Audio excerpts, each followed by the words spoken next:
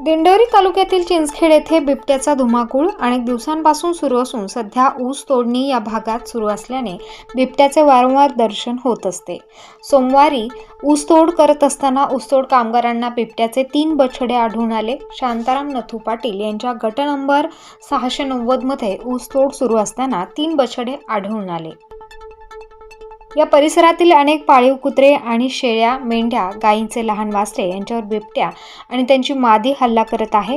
हे बछडे अंदाजे 15 ते 20 दिवसांचे असतील असे वन्यजीव रक्षक देवदास सताळे, किरण कांबळे यांनी सांगितले।